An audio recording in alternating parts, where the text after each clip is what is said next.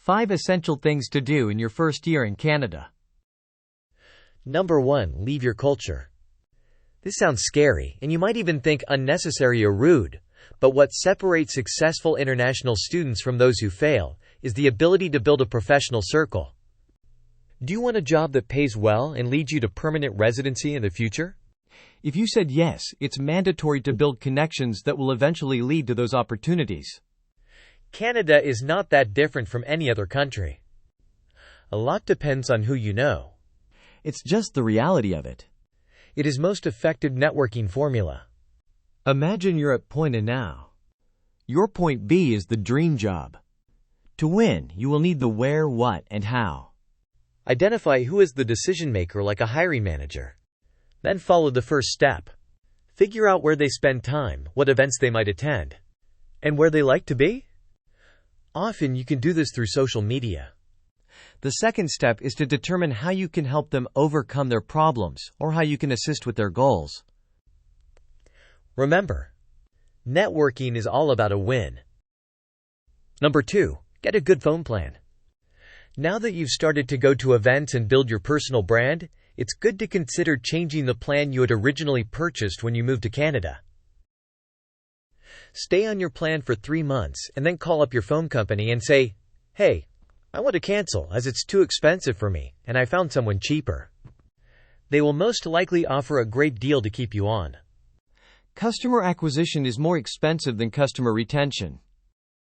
Number 3, get a credit card. Get a credit card that pays you for spending money when you're new to the country. Most likely you will be offered a basic student's credit card with your bank. This is where your only goal is to build 6 months of credit history. Simply use up to 30% of the limit you have and pay it off before the deadline.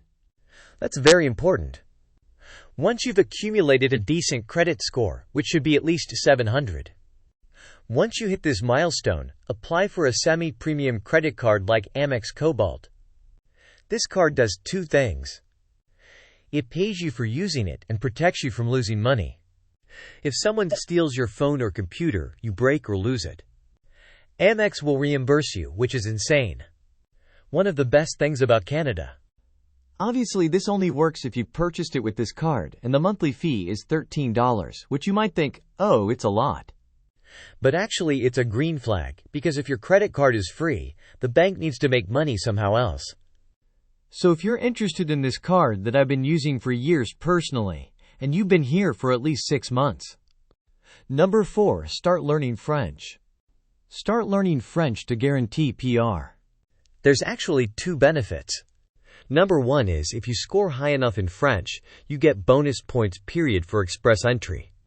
So even in something like an all-program draw, that might bump you up to what you need. It may also make you eligible for the French-speaking industry-specific draw, which is huge, right? If you can get invited. If you're new to the country, you might be extremely busy with schoolwork, but everyone can find at least 2 hours a week for picking up French. It's an organization that's partially funded by the government, so the cost wouldn't be too high. But the flexibility is great, as they offer programs with part-time involvement like once a week or twice a week, which is exactly what you need as a busy immigrant. Number 5, save on rent. Now that you've lived in Canada for a couple of months, you have some people in your network and you've saved up some money. The next level of savings comes when you get a good housing deal. Here's how it can work. Instead of renting a 1-bedroom, a separate room, get a 3-bedroom apartment under your name, and start renting out the spare bedrooms for a price that makes sense to you. If you're a family, get a duplex unit and rent out the other part of your home.